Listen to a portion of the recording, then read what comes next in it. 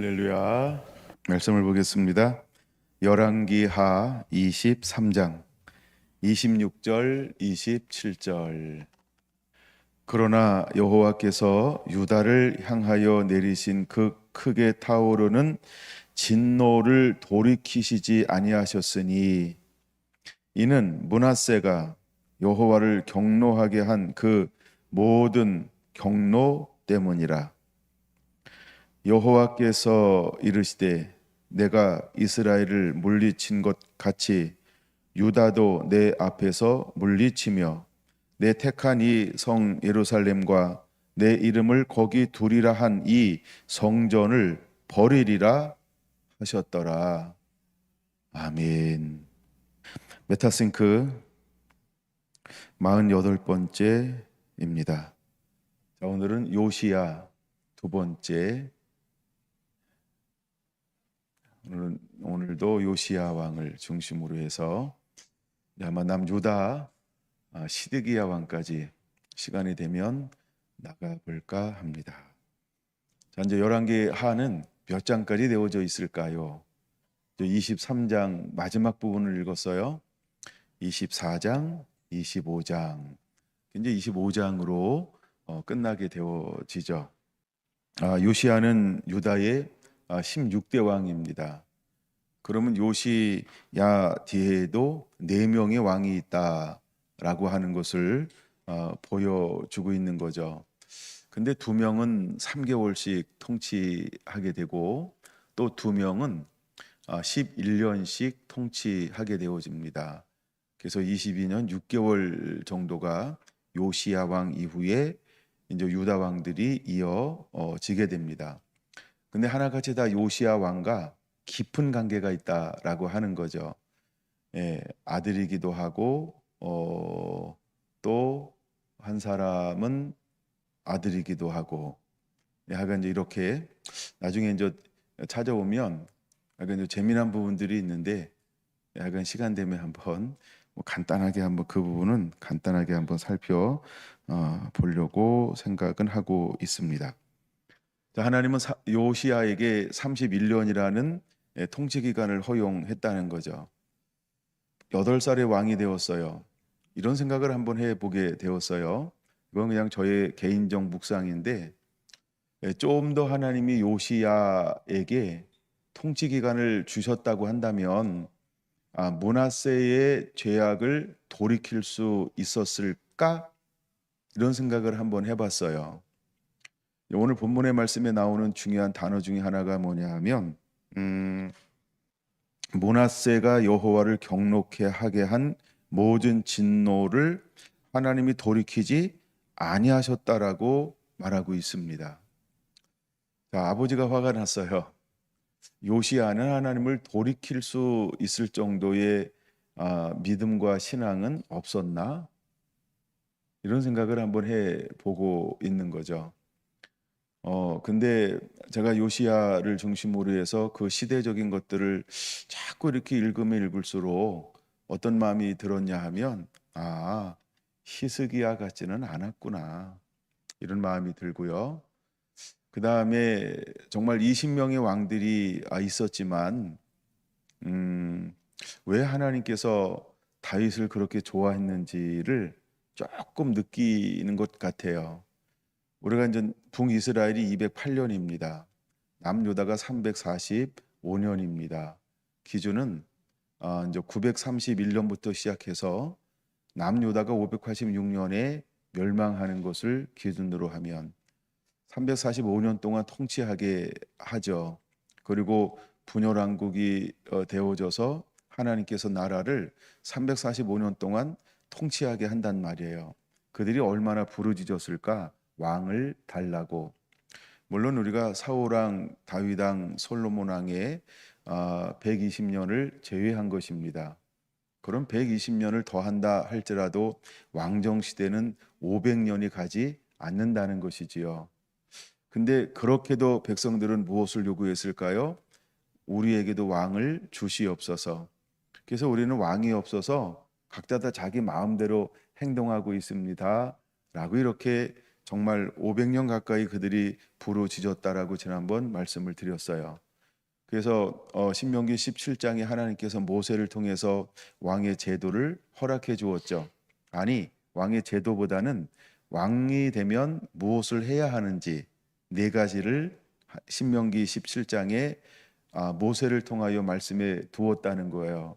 예를 들어서 말을 많이 두지 말어라, 여자를 많이 두지 말어라, 은금을 많이 두지 말어라. 네 번째가 뭐죠? 하나님의 말씀을 항상 옆에다 놓고 묵상해야 한다라는 겁니다. 그래서 우리가 병거를 많이 두지 말고 여자를 많이 두지 말고 은근을 많이 두지 말라는 이유는 마음이 교만할까봐라는 거였어요. 그러면 말씀을 옆에다 두고 읽어야 할 이유는 무엇인가요? 교만해지는 것을 방지하기 위함이라는 거예요. 그러니까 한마디로 말하면 야, 교만하에 너희는, 이런 의미도 있다는 거죠.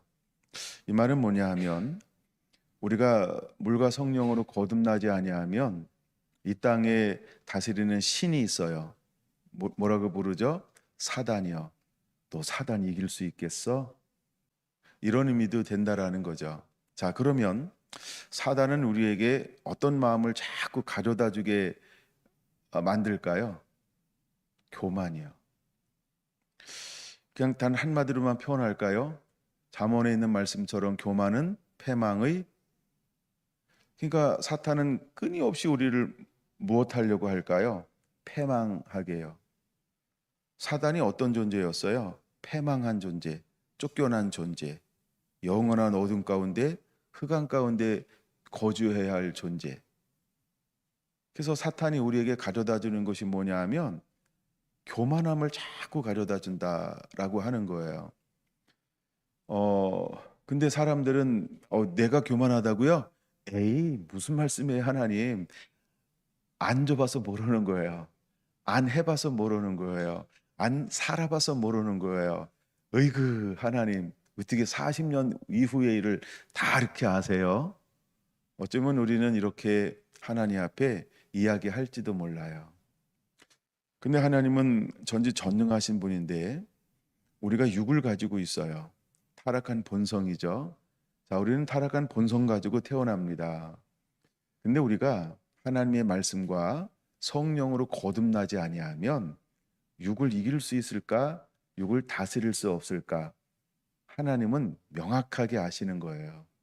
육으로는 사탄의 그 유혹과 미혹을 다 물리칠 수는 없어. 그렇지, 우리가 주장하는 것처럼 조금은 할 수 있단다. 그건 조금이라는 의미예요. 근데 우리가 생각할 때에는 아이고, 하나님이 함께 하시는데요, 물리칠 수 있어요. 나는 교만하지 않을 자신 있어요. 이럴 수 있다라는 거죠. 물에서 건져내기 전까지는 다 그렇게 이야기해요. 그럼 물에서 건져낸 다음에는 뭐가 바뀌는지 아시죠? 마음이 바뀌어요. 생각이 바뀌어요. 의도가 바뀌어 버려요. 아, 이제 살았다 하는 동시에 무엇이 찾아오는 거예요? 교만이요. 다시 밀어 넣으세요. 예, 그래서 수영하는 게 훨씬 나을 수 있어요. 허덕이고 있는 게 훨씬 나을 수 있어요. 그래서 저는 이 왕들 42명이죠. 왕들을 보면서 하여간 그런 생각들을 한번 해 보는 거예요. 어쩌면 하나같이 왕들이 우리랑 똑같나? 오늘날 우리처럼 똑같잖아요. 그 왕들도 우리와 똑같은 성정을 가진 사람들이다. 은혜 받을 때는 참 좋았는데 은혜를 누릴 때에는 어쩜 그렇게 이기적이냐, 이런 마음이 들었어요. 그러니까 결국 왕이라고 해서 다른 것이 아니고 은혜가 없다고 해서 다른 것도 아니라는 거예요. 여러분 잘 생각해 보세요. 사울 왕이 임재가 없어서 지 생각대로 했을까요? 자기 생각대로 했나요? 사울 왕이 두려움이 임재가 없어서 찾아왔을까요? 사람들이 나한테 떠나가요. 대적들이 군사가 움직이기 시작해요. 너무 두려워요. 근데 당신은 정한 시간에 오지 않았어요. 난 저것을 보고서요 참을 수가 없었어요. 보세요. 그러면 하나님이 떠난 건가요? 악신이 들렸나요? 아니죠. 근데 그는 뭐 했어요? 물에서 건져냄을 당했잖아요. 그게 교만해지는 거예요. 그러니까 악신이 들기 전에도 사울 왕은 자기 생각으로 하는 거예요. 하나님을 앞에 놓아야 하는데 자기가 먼저 앞서가더라는 거예요. 하나님이 그를 향하여 하는 말씀 중에 하나가 뭐냐 하면 스스로 낮출 때에 내가 너를 왕으로 세웠다라는 거였어요. 스스로 낮추는 게 이렇게 어려운가 봐요. 여러분, 물에 빠지면 낮아질까요? 다 낮아지는 건 아니어서 아직도 안 나오는 분들이 있어요. 그 사람들은 스스로 낮아지지 않아서 그래요. 요즘에 이제 우리 초등학교 가면은 배우는 것 중에 하나가 있대요. 생존 수영이라는 거예요. 여러분들은 안 배워봤죠? 아니, 저는 개구리입니다. 저는 음파를 못 해가지고 난 그래서 물에 들어갈 때는 안전 조끼를 반드시 입어야 돼요.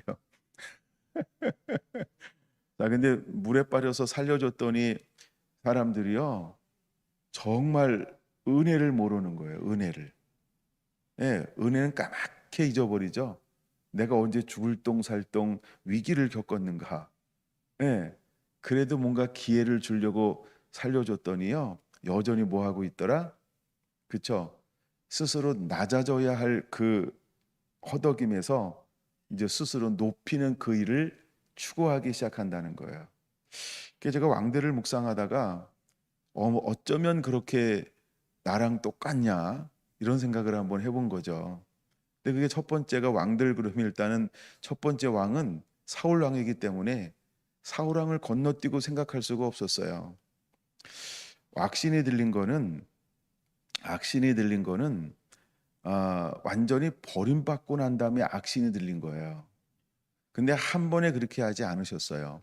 내 말을 듣는 것보다 내 말을 듣기 싫어함을 통하여 하나님이 그를 버렸다는 거예요. 예, 그 이후에 악신이 들리는 거예요. 근데 그가 블레셋과 싸울 때나 저기 어, 어, 누구죠?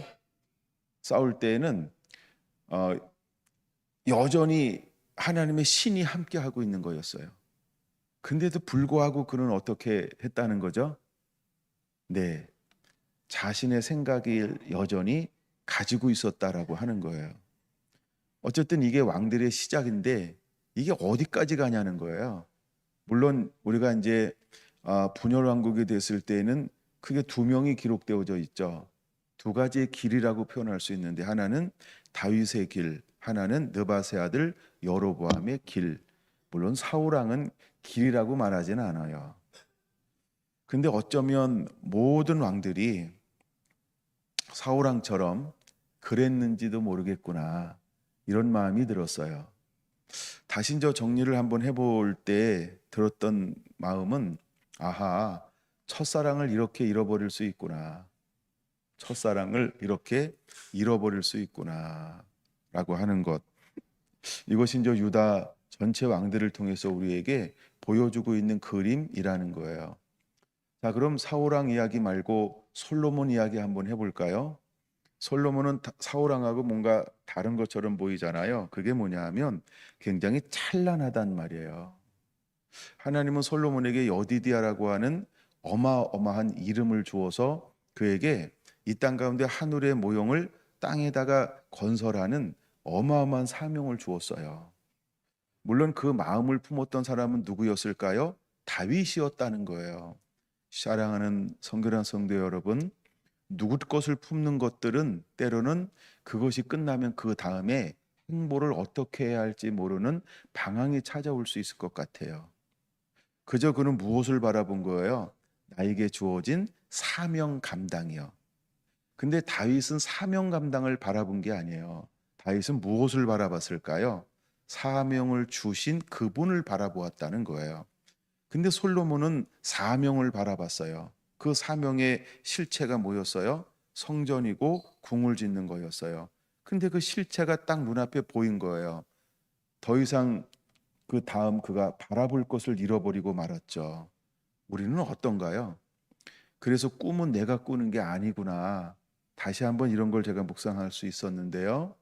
내가 꿈을 꾸면 내가 꿈을 이루었어요. 그럼 그 다음에는 뭘 잡아야 돼요? 우리 이런 말이 있잖아요. 열심히 공부했어요. 뭐 하려고? 대학 가려고요. 어떻게? 좋은 대학이요. 근데 대학교 좋은 대학 가는 이유가 뭐라고 이야기하죠, 보통? 예, 좋은 직장에 뭐 좋은 직장이라고 하는 개념이 어딘지 모르겠지만 하여간 거기 나온 조크에는 서울대라고 나와요. 어쨌든 약간 좋은 직장 갔어요. 그래서요. 예, 그 다음엔 뭘 잃어버려요? 그 다음에 꿈꾸는 게 없어요. 대부분이요. 그 다음에 꿈을 펼치는 것을 여러분 얼마나 알고 있나요? 그쵸?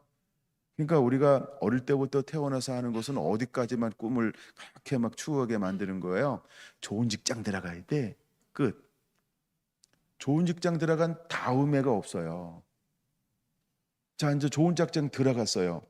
그 다음에 뭐가 없다고 그랬어요? 목표가 없어요. 꿈이 없어요. 비전이 없어요. 잡아야 할 게 없는 거예요. 이게 우리들이 그렇게 애지중지하면서 키웠던 모든 세대들에게 우리는 그렇게 해왔다는 거죠. 그래서 이것을 단적으로 한국의 교육의 실태를 표현하는 그런 단어로도 사용하기도 합니다. 그러니까 우리가 생각하는 교육과 방향과 목표, 자녀들을 통해서 이루고 싶은 것은 결국 그쵸? 예, 이 그냥 그 어떤 한계에서 딱 끝나버려요. 근데 그 좋고에 더 재미난 것도 있기는 해요.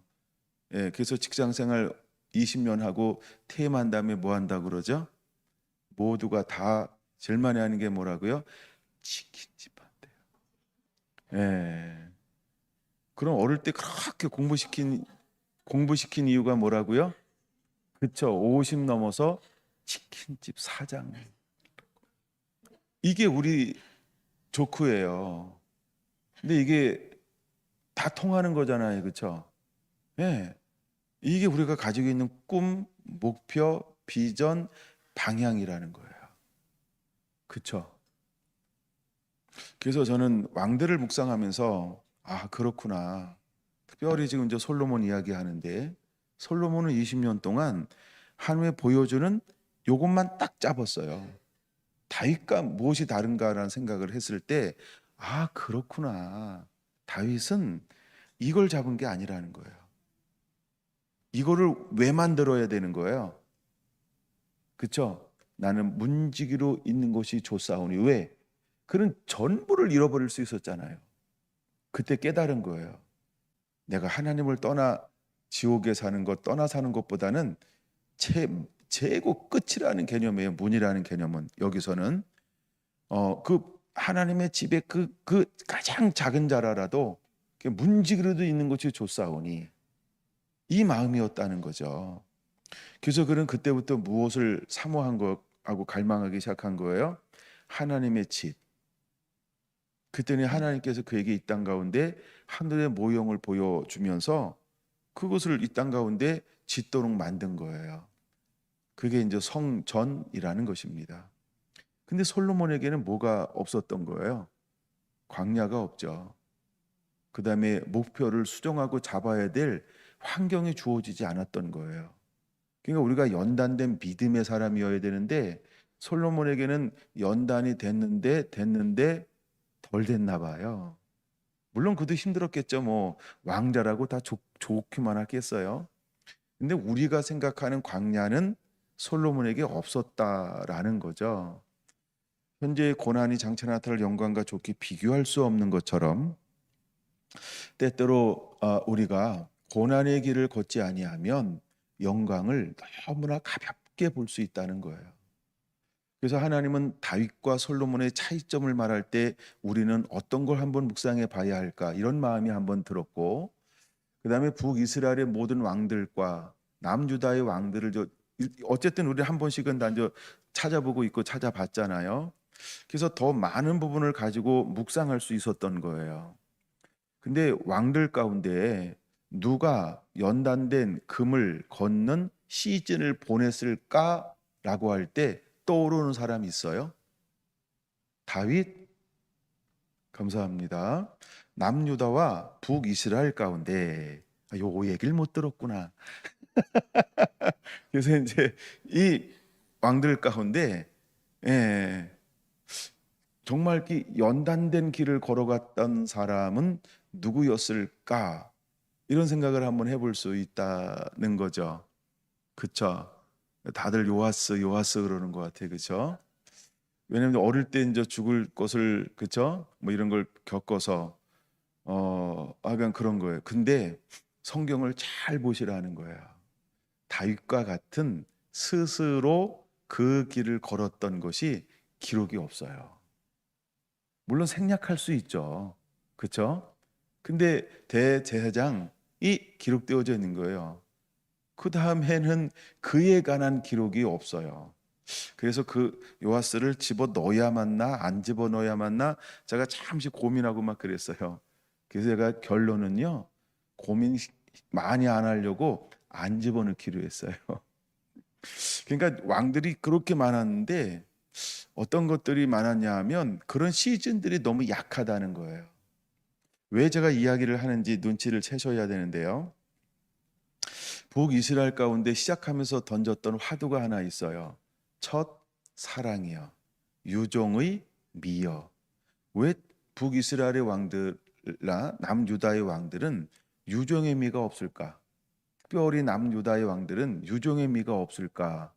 왜 하나같이 이렇게 마지막이 안 좋을까? 이런 생각을 할 때 제 마음속에 왔던 것 중에 하나는 뭐냐 하면 그렇구나. 삶 속에서 연단되는 과정이 너무 약했구나. 없다고 볼 수는 없겠죠. 근데 약했다는 거예요. 그러니까 그 정도의 연단 가지고는 무엇을 이길 수가 없었을까요? 요 교만한 놈. 사단이 가장 우리에게 접근하기 쉬운 게 첫 번째가 교만이거든요. 이걸 이길 수가 없었다는 거예요. 그걸요. 보세요, 여러분. 여러 명 왕 중에서 마지막이 정말 좋았던 왕은 누구일까요? 19명의 왕 중에서 20명 그럴까? 남유다가 20명. 20명 왕 중에서 마지막이 참 좋았다. 어떤 왕일까요? 이야, 그쵸? 정말 뭔가 아쉬움들이 남는 이런 마지막을 가지고 있다라고 하는 거예요. 자, 오늘 제가 몇 명 살펴보려고 하는데요. 이제 물론 요시아도 살펴볼 건데 요시아는 이제 마지막으로 살펴보려고 하고요. 우리가 개혁의 왕들 그러면 어떤 왕들이냐면 북이스라엘 가운데 가장 하나님께서 마음에 두시면서 개혁하게 했던 왕, 북이스라엘 왕 중에서 가장 많은 우상을 철폐했던 왕은 누구였을까요? 그는 하나님께서 예후가 좋아요. 어떤 왕이라고요? 어떻게 하셨어요? 맞아요. 예후를 잘해줬던 예후 왕이었어요. 그는 오므리 가문은 아합인데 이제 오므리 가문을 철폐하는 왕으로 하나님이 그를 들어 쓰시고 사용하시는 거예요. 근데 열왕기 하 9장 10장에 보면 이제 그에 관한 이야기가 쭉 기록되어져 있지요. 근데 그는 48년간의 오므리 가문의 바알 숭배, 그다음에 바알 선지자들을 죽이는 이런 왕들로 하나님이 그를 사용하셨다라고 하는 겁니다. 그래서 어떻게 보면 하나님은 예후도 이스라엘이라는 걸 우리가 잊어버리면 안 돼요. 저는 가끔 저만 그랬는지 모르겠지만 북이스라엘은 꼭 이방인 같은 생각이 들었어요. 남유다만 이스라엘이야, 유대인이야 이런 마음이 들 수도 있어요. 하여간 저는 그런 마음이 있었어요. 근데 우리가 착각하지 않아야 합니다. 북이스라엘도 유대인이고요. 그렇죠? 남유다도 유대인이라는 거예요. 그러니까 둘 다 이스라엘이라는 걸 우리가 기억해야 한다는 거죠. 그래서 예후도 한번 생각해 보는 것입니다. 그다음에 12장에 보면 8대 왕인 요아스가 이제 기록이 되어져 있어요. 근데 요아스가 종교를 개혁하는데 그는 어떤 이후에 종교를 개혁하고 있는 건가요? 그렇죠. 여호람, 아하시야, 아달랴 이후에 즉 여호람 때부터 여호람도 아하시야도 악, 그다음에 아달랴도 악입니다. 그럼 이거는 왜 그들은 악한 왕이 됐을까요? 여호사밧이 아니면 여호람이 며느리 부인을 데리고 왔는데 그쵸? 느바세 아들 여로보암의 길을 따르는 아합의 딸을 데리고 왔어요. 그랬더니 아달랴가 와서 이 땅 가운데 무엇을 하기 시작하는 거예요? 북이스라엘 가운데 있는 모든 바알과 아세라의 신상들을 이 땅 가운데 세우기 시작을 했던 거예요. 예, 그러고 나서 이 모든 우상을 물리치는 사람으로 일어나는 사람이 누구냐 하면 요아스죠. 요아스도 그렇게 이제 일어납니다. 근데 아달랴의 그 영향이 보이기에는 그냥 횟수로 왕의 통치 기간으로만 딱 말하면 15년이 갑니다. 근데 그의 뿌리를 뽑는 데에는 지금도 뽑히지 않았다는 이야기가 있어요. 소문 들어보셨는지 모르겠어요. 우리가 시작은 됐지만 죄악을 뽑는 것은 그렇게 힘들고 어렵다는 것을 보여주고 있는 것이지요. 이것이 이제 예수님께서 비유하실 때 하는 말씀이 뭐냐 하면 하나님이 알고 골치 못돼요. 근데 대적 사탄이 와서 뭘 신고 가요? 가라지를 신고 간대요. 바로 눈에 띄면 뽑아버려야 되죠. 근데 하나님은 뽑지 못하게 했다는 거예요. 왜요? 근데 이놈이 가라지요. 이놈이요. 땅에 떨어지자마자 얘는 무엇이 막 짝짝짝짝 뻗어갈까요? 뿌리가요. 예, 그래. 뿌리는 보여요, 안 보여요? 죄가 보여요, 안 보여요? 관계가 보여요, 안 보여요? 이실 짓고 하렸다 이래도 안 보여. 그렇죠? 회개해도 안 보여요. 왜냐하면 물 밑에서 이루어지니까. 그래서 가라지를 뽑다 알곡에 다칠까 하니까 뭐라고 말을 해요? 뽑지 마라고 하는 거예요. 자, 그러면 우리는 어디에서 사는 거예요? 그렇죠? 가라지 밭에 알곡이 되어서 사는 거예요. 전 이거를 너무 멋있어요. 왜냐하면 이미 우리는 타락한 세상에 살아요. 세상의 신이 누구라고 그랬어요? 사단이요. 근데 우리는 하늘에 속한 사람으로 살아가고 있어요. 이게 가능하잖아요. 근데 하나님은 우리가 하늘에 속한 사람으로 세상에 사탄이 지배하는 세상에서 살라고 말씀하잖아요. 그러니까 가라지의 뿌리가 가득한 땅에서 알곡이 되어 열매를 맺는 삶을 살 수 있다 없다? 있다는 거예요. 그러니까 그 비유가 전혀 이상한 건 아니에요. 근데 묵상하면 묵상할수록 참 은혜가 되기는 해요. 예. 그러니까 우리는 어떤 핍박이나 환란이나 황폐나 폐역이 온다 할지라도 솟아날 구멍이 있는 것처럼 하나님의 사람은 이 땅 가운데서 말씀으로 당당하게 살 수 있다는 거예요. 전 여기에 우리가 하나님으로 살면 이 땅 가운데 그냥 땅 속에서라든가 실제로 세상에서 어떤 변화, 기적, 변화라는 말이 좀 더 적당하다는 생각을 했었는데 변화가 일어나는 것이냐 하면 우리가 하나님을 찾지 않을 때는 그냥 세상의 풍주에 밀려 사는 것처럼 보이는 거예요. 근데 내가 하나님 말씀대로 살잖아요. 그러면 세상에 감당치 못할 그 은혜가 캡슐처럼 나를 감싸주는 거죠. 근데 이 캡슐이라고 하는 것은 자기만 보호하는 것이 아니고 내가 하나님의 은혜 가운데 머물면 머물를수록 무엇을 발산하게 되어지냐 하면 영향력이라는 단어를 사용할게요. 영향력을 흘려보내게 되어져 있는 거예요. 이걸 다른 말로 말하면 저는 성경으로 말하면 생명이라고 표현하고 싶은 거예요. 다른 말로 또 표현하면 빛이라고 표현하고 싶어요. 그래서 성경 용어인데 그래서 하나님의 사람은 죄악 가운데 있지만 영향력을 행사할 수 있는 거죠. 예를 들어 너희는 소금이니 이렇게 말하고 있잖아요. 여러분 소금 맞죠? 아멘. 저염인가 보다. 아멘이 작은 거 보니까. 근데 소금을 묵상하다 보면 난 너무 재미있으면서도 막 가슴이 훅 무섭게 다가오는 것이 하나 있어요. 그게 뭐냐 하면 소금인데 뭘 잃어버릴 수 있대요. 그게 뭐죠? 어우, 맞아요. 맛을 잃어버릴 수 있대요. 그러면 소금인데 맛을 잃어버리면 여러분 어떻게 하나요? 여러분은 소금을 버려본 적 있어요? 그런 적은 아직 없구나. 자, 근데 소금도요, 맛을 잃어버리나 봐요. 그러면 잃어버린 소금은 어떻게 한다고 그러죠? 밖에 버리워지고 사람에게 밟히고 쓸모없는 존재가 된다는 거예요. 자, 그럼 우리가 맛을 잃어버린다라고 하는 것을 이렇게 보자는 거죠. 사울 왕이 맛을 잃어버렸대요. 어떻게 됐을까요? 버렸대요. 오늘 본문의 말씀도 누구죠? 므낫세의 죄로 인하여 내가 너를 37절 버리리라. 버려. 이것이 이제 신명기나 여호수아 사사기에는 뭐라고 나오죠? 너를 토하여 내리라. 이런 단어가 있는 거예요. 그러니까 하나님께서 맛을 잃어버리면 어떻게 한다고요? 토하여 낸대요. 너를 버린대요. 그러니까 이스라엘은 뭘 잃어버린 존재일까요? 맛을 잃어버린 거예요.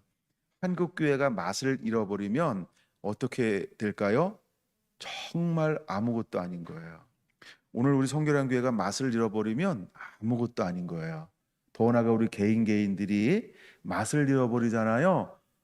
그것처럼 쓸모없는 존재가 없어요. 예. 그러니까 우리가 맛을 유지한다는 건 굉장히 중요한 거죠. 근데 맛을 잘 맞히는 요리를 잘하는 분들이 있어요. 성경으로 하나님께서 지금 이스라엘 백성들에게 맛을 내는 방법을 무엇이라고 핵심을 말씀하고 있는 걸까요? 혹시 아실까요? 우리가 맛을 내는데 이제 지금 이스라엘에게요. 맛을 내는 방법이 뭐라고 얘기하나요? 하선정. 하선정은 아닌가 보다. 아, 갑자기 하선정 나와서 죄송해요. 자, 맛을 유지하는 방법이 뭐예요? 이제 눈치챘어요? 겸손? 그런 거는 얼마나 좋겠어요. 예? 풀도 길어요. 예. 제가 처음에 말씀 읽을 때 나눴던 본문이기도 하긴 해요. 예. 뭐 왕상 2장에 나오는 거 이런 거. 예. 이제 그게 정말 핵심 중에 핵심이에요. 모세에게 주었던 모세 율법이라고 말하는 거예요. 율법과 법도와 계명을 지켜 행하면이라는 거예요. 그게 맛을 내는 방법이라는 거예요. 근데 이스라엘 사람들이 무엇을 버린 거예요? 율법을 버린 거예요. 그러니까 이스라엘 사람들은 율법을 버리면 맛 대가리가 없네 이러는 거예요. 맛이 없을 때 여러분 어떻게 표현해요? 밥맛이야 이래요? 왜 이렇게 맛이 없냐? 예쁘게 설명하는구나. 저는 약간 좀 거칠어 가지고요. 아이씨, 머리가 없다 막 이래요.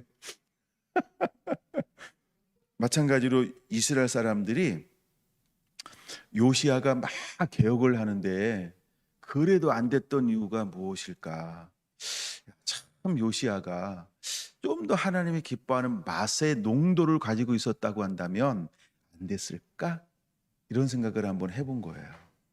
그러면서 전체를 자꾸 묵상해 보는 거죠. 전체를 자꾸 묵상해 보는 거예요. 그럼 오늘을 살아가는 저와 여러분들에게는 결국 무엇이 있어야 할까요? 맛이요. 이걸 제가 이런 단어로 한번 설명해 볼게요. 물과 성령으로 나지 아니하면 하나님 나라에 들어갈 수 없느니라. 물은 하나님의 말씀이에요. 성령은 성령이에요. 그럼 우리가 먼저 부활하신 예수님은 제자들에게 오셔서 무엇을 하시죠? 말씀을 풀어 마음을 열어 말씀을 깨닫게. 그러니까 먼저 말씀으로 새로워지는 거예요. 이스라엘 백성들도 먼저 하나님께서 그들에게 무엇을 줬죠? 시내산에서 오셔서 율법. 이걸 우리는 언약이라고 표현해요. 다른 말로 오늘 우리는 이것을 말씀 이렇게 표현하는데, 그래서 먼저 하나님께서는 우리에게 언약을 주었어요. 이것을 떠나지 아니하면, 좌로나 우로나 치우쳐 떠나지 아니하면, 그렇죠? 이것을 지켜 행하면 만사형통, 그쵸? 와우, 이기는 자 이렇게 하시겠다는 거예요. 그러니까 맛에 가장 중요한 게 뭐냐 하면 율법이라고 구약은 보는 거죠. 신약에서는 복음이라고 보는 거죠. 오늘날은 우리가 뭘 가지고 있어야 될까요? 복음이죠. 근데 오늘날은 또 하나가 있어야 되는데 요한복음 16장 12절 13절처럼 12절의 말씀이 굉장히 중요한 말씀 중에 하나입니다. 지금은 너희가 내가 더 주고 싶은 게 많은데 내가 줄 수가 없어. 왜? 새 부대가 안 됐다는 거예요. 감당하지 못하리라. 그러니까 새 부대가 안 됐다는 거예요. 근데 우리가 새 부대가 되면 하나님 우리에게 뭘 주고 싶어 하시는 분이세요? 비밀한 것, 더 깊은 것, 더 많은 것, 더 세밀한 것, 더 하늘의 아직 풀어지지 않았던 막 이것들 모두를 우리에게 주고 싶어 한다는 거예요. 근데 아직 제자들은 이것을 담을 수 있는 준비가 되지 않았던 거죠. 오늘날은 어떨까요? 그래서 우리에게 가장 중요한 게 뭘까요? 나라는 그릇을 만드는 거예요. 정결하게, 자꾸 깨끗하게요. 이걸 바꿀까 말까 고민하다가도 좀 더 있자 아쉽다 뭐 이런 마음이 있기도 그래요. 이 말씀 제가 참 좋아하는 거는 왜 좋아하냐 하면 그릇이기 때문에 좋아하는 거예요. 하나님이 이 사람을 마지막에 쓰신다는 거예요. 그래서 이 사람에게만 담아낼 수 있게 한다는 거예요. 그래서 그 사람들 중에서 다시 이것을 회복한다는 거예요. 가운데 있는 그림은 추수하는 그림이에요. 그래서 저는 저걸 그렇게 사모하는 거죠. 정말 우리 성결한 교회 성도님들이 마지막 때에 대부분과 대추수에 또 마지막 때 잃어버린 영혼들을 담아낼 수 있는 그런 성도, 그런 교회로 가기를 원하는 거죠. 아니 우리가 연단된 급 흰옷 안약을 그렇게 나누어 주면 뭐 하는 거예요? 이거 하는 거예요. 두 증인이 하나님의 십장에서 계시록 10장에서 갖다 먹었어요. 너는 다시 예언하여야 하리라. 그 두 증인이 결국 뭐 하는 거예요? 이거 하는 거예요. 그렇죠? 그래서 담아서 하나님께 드리면 그들 중에 하나님께서 레위인도 삼고 제사장도 삼고 그들이 마지막에 천년왕국의 백성이 될 수 있는 그 길을 걸어갈 수 있도록 담아내는 그릇. 저는 성결한 교회가 그런 그릇 되기를 원하는 그런 갈망이 있어요. 그런 갈망이 있어요. 자, 그걸 제가 이제 여러 가지 이야기하지만 맛이라는 걸로 한번 표현해 보는 거예요. 너희는 세상의 소금이니. 하나님이 남 유다를 통해서 하고 싶은 게 뭐냐 하면 제가 이제 지난번 할 때 이걸 굉장히 많이 강조했던 것 중에 하나가 전 지금도 이 본문을 잊어버릴 수 없어요. 봄에 나눴던 본문인데요. 출애굽기 19장 4절, 5절, 6절이요. 하나님께서 이스라엘을 뭘로 삼았어요? 내 소유. 이스라엘 하나님께서 뭘로 삼았어요? 거룩한 백성. 하나님 이스라엘 뭘로 삼았어요? 제사장 나라. 그 목적이 뭐냐는 거예요.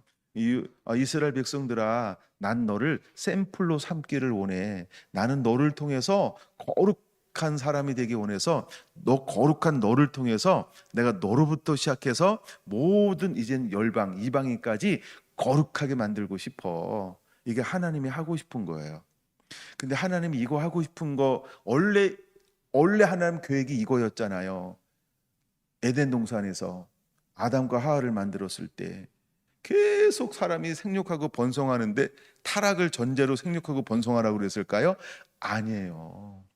그러니까 우리가 예루살렘 천년왕국이 있고 영원한 천국이 있는 것처럼 결국 하나님은 우리를 누군가를 기점으로 해서 계속 생명이 뻗어나가게 만들기 원하는 거예요. 그래서 우리가 주님이 심판하기 전까지는 이 땅 가운데 뿌리를 무엇이 더 왕성할까요? 가라지요. 근데 하나님이 그 속에서 무엇이 존재하게 만들었다고요? 캡슐처럼 하나님의 자녀요. 그러니까 자녀는 무엇을 가지고 있다고요? 영향력이요, 생명이요, 빛이요. 그래서 우리가 생명을 가지고 있는 한 세상에 가라지는 나에게 뺏어가는 것처럼 보이지만 간단한 거예요. 예수의 이름으로 명하노니 내 것 내놔. 이러면요 가라지는요 알았어 줄게 가져가 이럴 거예요. 안 돼, 절대 안 돼. 멋져. 나 죽어도 걔는 또 죽는 얘기는 안 해 또. 그러니까 우리가 예수의 이름으로 명령하면 권능이 있으니까 마귀는 가라지는 뺏어간다 못 뺏어간다? 절대 못 뺏어간다. 이게 성경 속에 숨어져 있는 비밀이에요. 이게 기도의 비밀이기도 합니다. 네. 나중에 이제 요시야가 넘어지는 이유는 이게 이제 시간 되면 봐야 되는데 못 볼 수도 있을 것 같아요. 지금 딴 얘기 너무 많이 해가지고요. 기도하지 않아요. 하나님께 물어야 되거든요. 느고 애굽의 왕 느고가 올라와요. 안 물어봐. 그래가지고 깝죽 이게 참 요시야가 그러다가 약간 죽는 거예요. 거기서 전쟁에서 죽어요. 예, 왜 나갔냐는 거죠. 근데 이거는 저 역대 하루 봐야 돼요. 거긴 더 정확하게 나옵니다. 예, 하나님이 나가지 말라 그랬거든요. 근데 나가요. 그래서 죽는 거예요. 교만이죠. 기도하지 않았죠. 묻지 않았죠. 그래서 결국 요시야는 그렇게 죽임을 당해요. 예, 말로가 하여간 그래. 예, 말로가 그렇습니다. 좀 더 돌아와서 요 얘기 너무 중요한 거예요.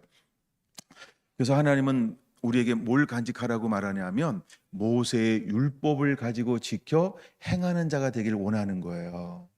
자 보세요.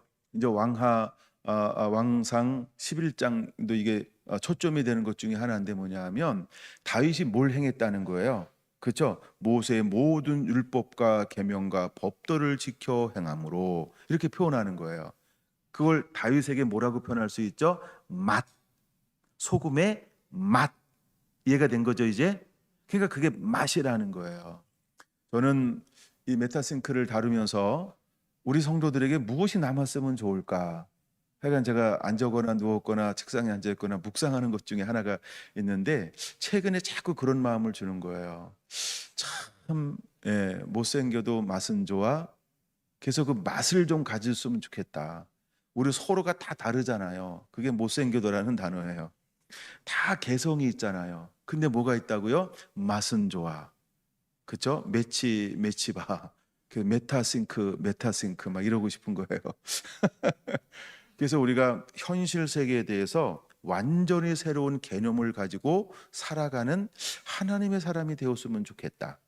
근데 그 맛은 하나님이 다윗이 걸어갔던 것처럼 모세의 모든 율법과 법도와 계명을 가지고 사는 것으로. 그러니까 다윗은 무엇 하나 하나님 앞에 흠이 됐다고 말하고 있어요. 우리아의 일 외에는 이렇게 표현하고 있어요. 그는 내 마음을 시원케 했다. 그는 모든 말씀을 가지고 행한 자다. 우리아 건 이외에는 흠이 없다는 거예요. 그러니까 다윗처럼 무엇이 참 좋은 사람이 없어요? 마찬들 3.5. 예. 제가 대구 가면 잘 가는 집이 있어요. 그 앞에 집에 가끔 가서 그렇지. 아, 예, 참 마찬들을 좋아합니다. 네, 그러니까 야 정말 맛을 간직하는 사람들이요. 할렐루야. 그래서 우리 성도들 정말 맛진 성도가 되기를 축원합니다. 맛있는 성도가 되기를 축원합니다. 우리는 맛이 있어야 돼요. 방송에서 제일 많이 방송하는 것 중에 하나가 맛집 투어래요. 또 다른 말로 말하면 먹방. 그렇게 유튜브들이 인기가 많대요. 아우, 나는 적당히 먹어야 되는데 큰일 났다.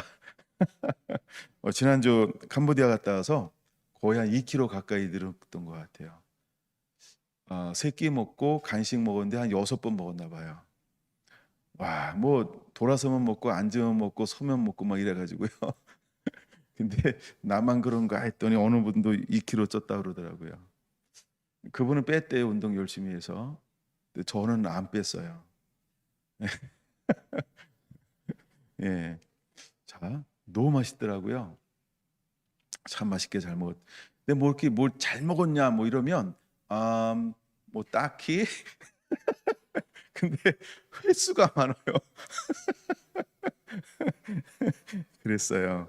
자, 근데 요즘에 이제 우리가 맛집 투어 이런 걸 하잖아요.